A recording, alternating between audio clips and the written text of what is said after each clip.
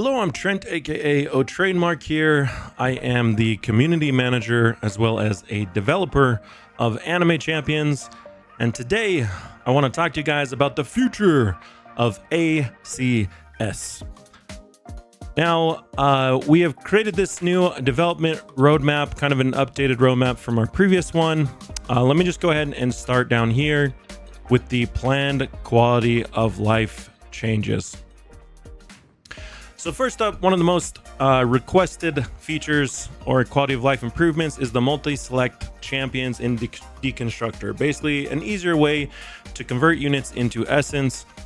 This is marked as a high priority item. However, it's a little more, Daireb said it was a little more intensive than he would have liked because he didn't build it initially with this in mind, so he kind of has to rework that system. So I'm not sure exactly when all these quality of life things will come, which update, but these are all basically approved and will come at some point.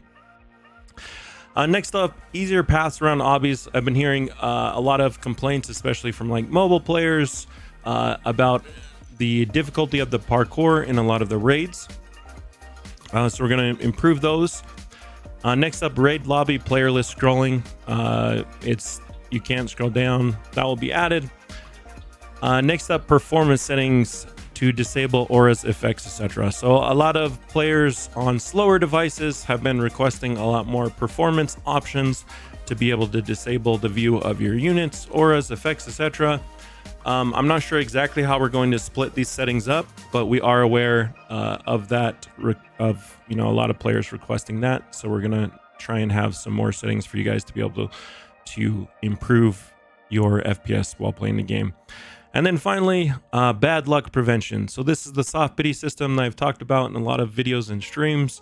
But essentially how this would work is for, let's say that you had something that was like a 1 in 100 chance. Once you get past 100, you have 100 attempts of getting that. Once you're past that point, you're now kind of unlucky, and it feels really bad to go like 200 or 300 attempts without actually, actually getting whatever you want. That is 1% drop rate. So this bad luck prevention would essentially, once you're past the odds, so if the odds are 1 in 100, once you're past that point, it would slowly increase your rate over time until eventually it would just pretty much guarantee that particular item. Next up, let's talk about update 7. So that is the big update plan for this week. Now, the first thing I want to highlight about update 7 coming on November 11th is that we're going to be adding both a world and a raid. We heard a lot of the community feedback suggesting that it just feels weird to have the worlds and the raids alternating week by week. So we're going to try and really put in a lot of hours this week and get both the world and a raid completed. And then it's going to be like a 2-week period gap before there's another world plus raid. Next up, we have a new piece of content that's going to come into the game, new daily mega boss. So I'll kind of explain that a little bit more once it's closer or once the update is out. But essentially, there will be a really cool kind of fight that you'll be able to do every single day. And it's going to give you very rare and cool materials for you to utilize. Next up, we have Ascension 3. Ascension 3 was originally planned for like 2 updates ago, but I requested for it to be delayed a little bit because right now Essence just doesn't feel really good. For many reasons. Like Mythic Essence is essentially infinite. Even Cosmic Essence for endgame players is infinite if you're just like opening in Dragon Ball. And because there's no like multi-select for champions, Essence just doesn't feel really great. So we wanted to introduce a new material for Ascension 3. And we're kind of working out how exactly Ascension 3 is going to be processed and what upgrades you're going to receive. But Ascension 3 will be coming this weekend. Next of all, the final Halloween quest. Now, this doesn't mean the Halloween event is ending. This will be the last quest, which will last for basically like 1 more week until that next weekend. So you should have at least until like the 17th or 18th to open for any Halloween orbs. A lot of players did not know that we're going to reverse the champions and the skins. So I'm going to talk to the team about potentially reversing the champions and the skins back one more time prior to completely removing the Halloween event. So maybe what we'll do is we'll put like a survey as far as which rotation you guys would rather have, or maybe you just want all of them in there. I'm not sure. But yeah, that is we'll have like the last part of the Halloween quest in this update as well. And then finally, we're getting some in-game tooltips. Now, this is just going to help with players just understanding how certain things work. Like right now, there's not much information on factions or harmony or, you know, what certain things in the game does. Hopefully, this is supposed to enable me to be able to like put a lot of more of that information that directly into the game. So it's much more intuitive and easy for you guys to find that information. All right, next up, we have Update 8. Update 8. All right, here you go. Okay, so first off, we have the charity event coming up on, I'm not sure of the exact date. I guess it starts on 18th and then it's going to run like over that weekend.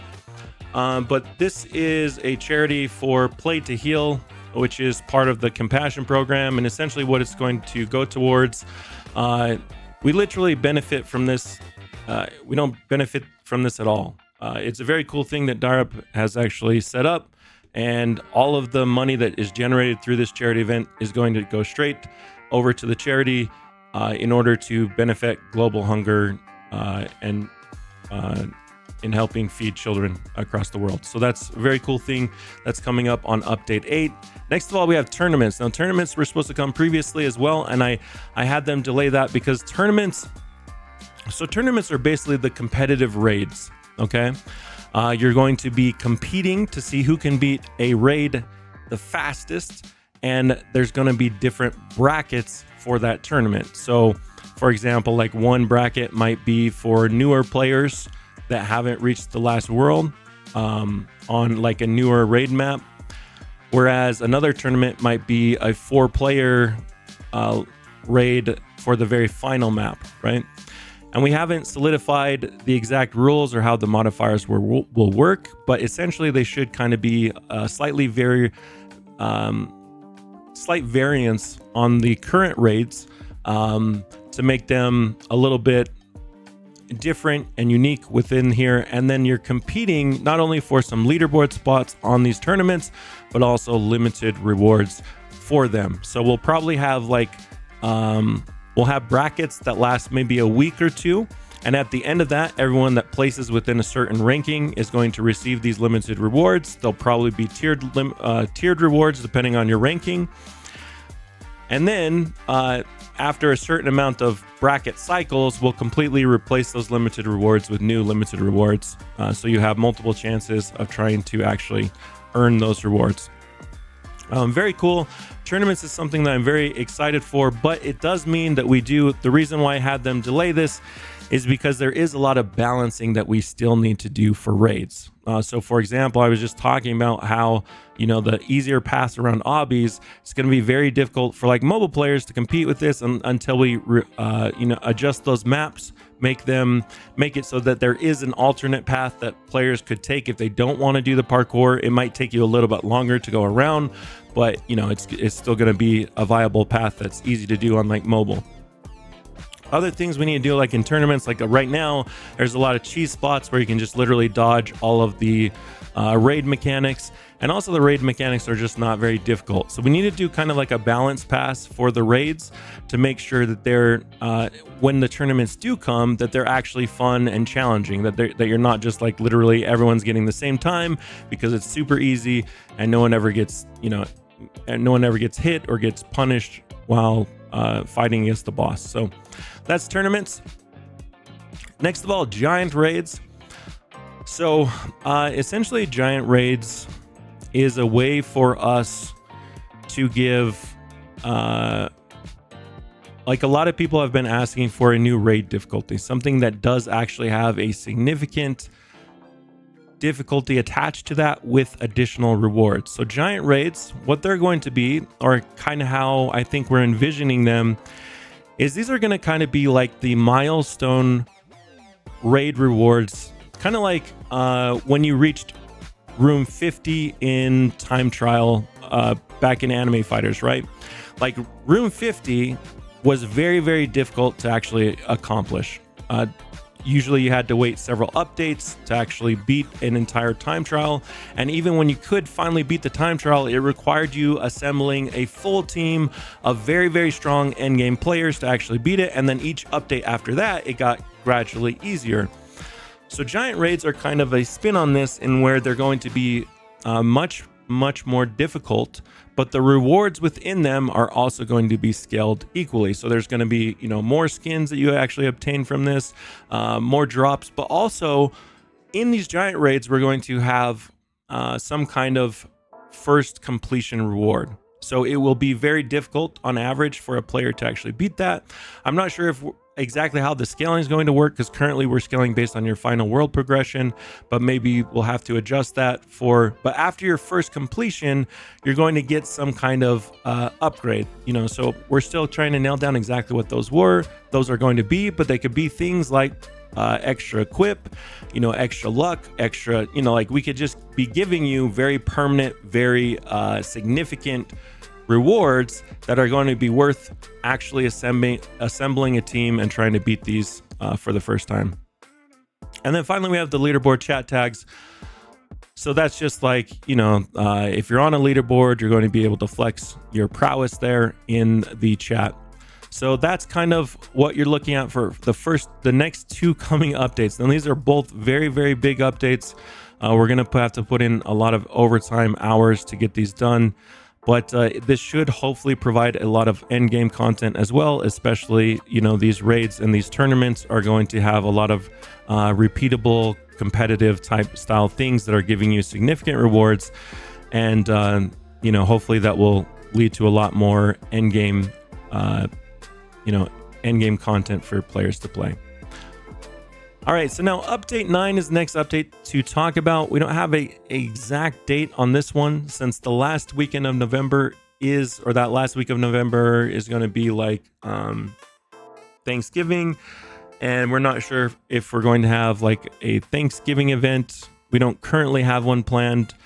What we do know is that some point around there, either towards the end of November or towards the beginning of December, we're going to want to launch our next big update, which is a brand new galaxy, new world, season pass, and yen luck upgrades. Now, there's a lot of stuff that's going to be attached to Galaxy 2, which has to do with like new mechanics and the way that the game's going to function.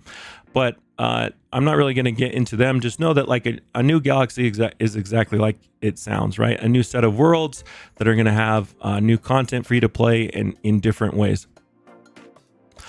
The season pass is something that a lot of people have been requesting. I think it's a great idea. Just give players an incentive to actually play the game, log in every day, earn your whatever the quests are and earn the rewards within there. And now the yen luck upgrades. This is something that I've discussed a little bit on stream, but essentially we're going to provide you a way to upgrade your orbs in each world to increase the chances of getting rare champions like cosmics, summons, and mythics in exchange for increasing the cost of the yen. So you can think of it like if we double the cost of your yen, to open orbs. Right now, yen is pretty much an infinite resource. Like everyone has tons and tons of yen. You're never running out of it. By implementing this, like if you upgrade your orb, maybe it doubles the cost of the yen, and they, one time is not going to matter at all. You're still going to have a ton of yen.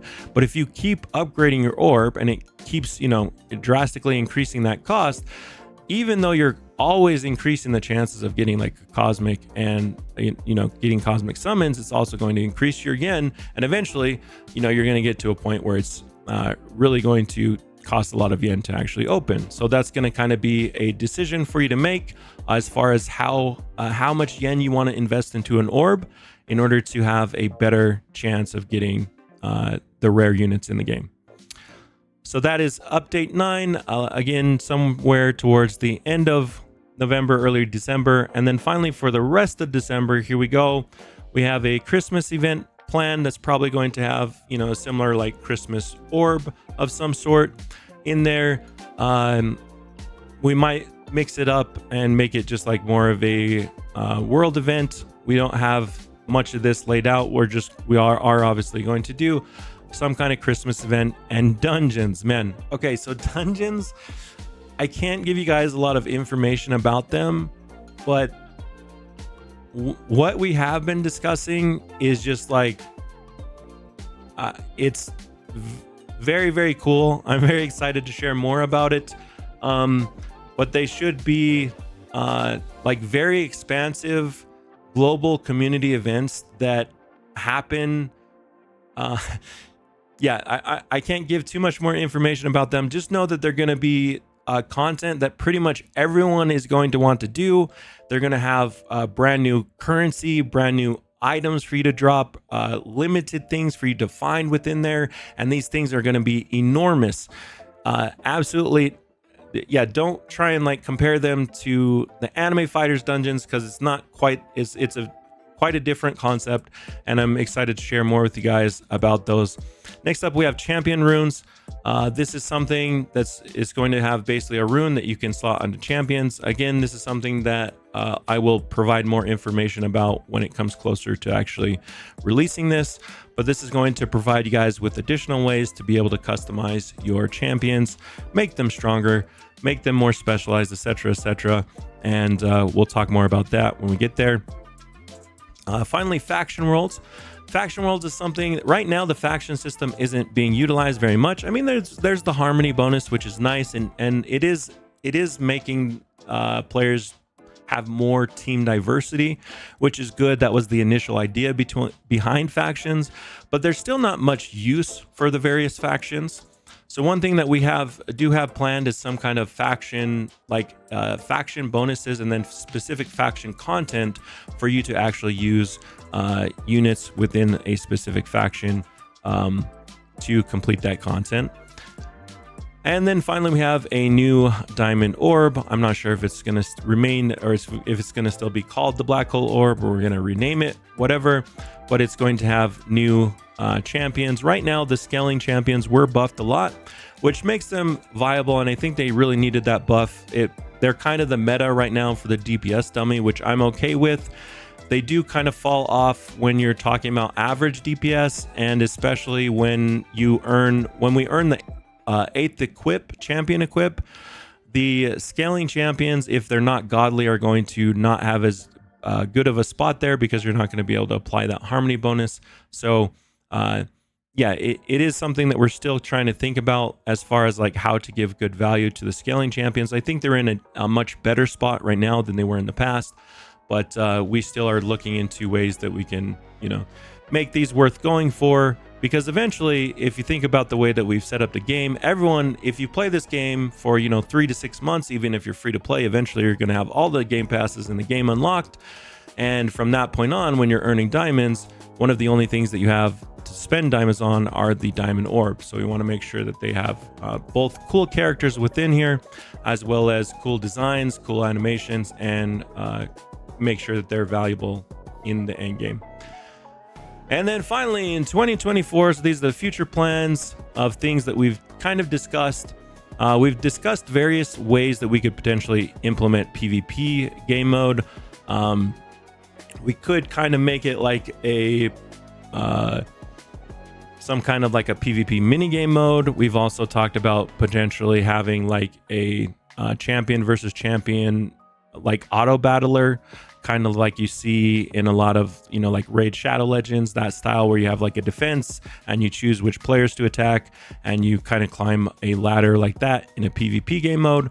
That would require a lot of coding and work. So, we're still trying to finalize exactly how we're going to implement the PvP game mode. So if you guys do have suggestions or ideas, make sure that you post them in the comments or in the official Discord. Next up, I'll leave trading for last. Player titles, very similar to like chat tags, except for player titles would be selectable, and they'd probably have some sort of cool like cool words or like cool design to each title. which would allow you to kind of flex. If you've done anything that has like a very rare accomplishment, or you're like, you're very high up on a leaderboard, you would have like this cool title that you'd be able to flex above your player. And guilds and new rarity, these are things that we have discussed. Guilds, I love the idea of guilds, but only if we actually have guild content, things to actually do as a guild, guild raids, some type of guild versus guild war content, or territory wars of some sort, some type of guild competitions and challenges and quests and bonuses that you earn as a guild. Like, all of those things do make you feel like a part of a group. I'm not sure of exactly what size that we would have, but it is something that, again, is a very, very extensive, it's a very ambitious system that we want to have. So we don't know exactly, at this point, we haven't narrowed down exactly how it would work. What I don't want is just to implement guilds just for the sake of implementing guilds. So you just join a group and there's not really anything for you to do, or no incentives for you to join the guild. That just makes them lame. And then finally, a new rarity. If we do implement a new rarity, we don't have any plans on it currently, but at some point, players have been asking for stuff that's just like, very, very insanely rare. And eventually, as players develop more and more luck, it might be that we do have to, either figure out a way for players to upgrade their, the Ascension system is called already kind of that, but additional ways in which you could tier up your characters, or upgrade them, or implement a new rarity. So that is something that still might be on the table. And now, probably the most controversial thing that we do plan on adding to the game is trading. Every time I bring up trading, there is half of the community that cheers and half of them that cringes and begs me and begs the dev team not to implement trading. Now, I want to make it clear that I do strongly feel that trading is a good thing for the game, as long as it is implemented correctly. What that means is we got to make sure that there would be no dupes. There would be no way of abusing the system, no way for it to really ruin player experience. So there's a lot of things that we would have to, sit down and strategize and figure out exactly how we're going to implement it. What I can tell you right away is that we're not going to have any currency trading. So no currency trading, because currency trading is the easiest possible abuse methods, and that's what really created problems with trading in anime fighters, was the fact that trading currencies like boosts and fragments and all these different rerolls and medals, because those currencies don't have unique IDs, they were very much easier to dupe, and it just created chaos within the economy. Really kind of hurt the economy and hurt the trading. Just all of trading kind of, in my opinion, hurt anime fighters a lot. So that's just one thing that's just going to be off the table right now. I'll tell you guys, you're not going to be able to trade diamonds. You're not going to be able to trade anything like that is currency based, or like high quantities of it, like metals. Okay. Now, what things will you be able to trade? Well, obviously we have limited items are probably going to be the hottest commodities. So things like things like skins are definitely going to be included within trading. Things like limited champions, black hole orb champions, potentially other rarities might come, but we have to figure out how we allow other rarities of champions to be traded without breaking the game. So again, these are all things that we're going to have to decide. Like, do we allow players to trade with quirks, or do we reset quirks when they trade? Do we allow players to trade with godly, or do we reset godly when trading? Or do we have attacks when you're trading godly? Like, these are all things that we're aware of, and we're going to make sure that we do plenty of, kind of alpha and beta testing with that. Make sure that we do plenty of rounds of looking at it to make sure that when it is actually implemented, it's implemented in a way which strictly improves the game and doesn't ruin it. So I really do think that we will be able to accomplish that. We just need to make sure that we don't rush it and put in the wrong things You know, like there probably will be restrictions on world progression so that you can't just trade like a brand new player and give them the strongest unit in the game. Things like that. We're aware of all of those things to make sure. Oh, and one more thing on trading that I did not mention. I would love to implement some type of system like a Game Pass trading system where, for example, in Blocks Fruits, you can buy like a permanent fruit and it becomes a like an item within your inventory that you can then trade. Those things can be possible, and they're because we can attach unique IDs to them when you buy them. It couldn't be with diamonds again, or else it would create issues. But if you bought something with Robux as like a Game Pass, we could turn that into a unique ID item that you could then use to trade. So it is something that I think that would actually increase a lot of value into the game as well. But that's basically it for me. So we have, I mean, you can see here, if we go back to the overall view, I'll leave this up here. We'll also post this in the official Discord. Oh, it was a lot to talk about. I hope you guys are excited for the future of Anime Champions. I'm excited to bring you guys all this endgame content and give us more endgame play value, because right now, in my opinion, that's what's really lacking in the game. That's it for me. Thank you for sticking around for this entire video. In fact, because if you have made it to the end of this 26-minute, very long video, I'm going to give you guys a chance to actually win a giveaway here. Go ahead and put hashtag ACSWin in the comments below. I will go ahead and select 3 winners randomly on stream and contact you guys. Make sure you put ACSWin and your Discord username. Make sure you're in the official Discord of discord.gg/anime champions for a chance to win. What should we give you guys? Let's say 25,000 diamonds. Yeah, let's say that. Anyways, guys, that's it for me. Malo, Alpita, thanks for watching. Peace. I'm out of here.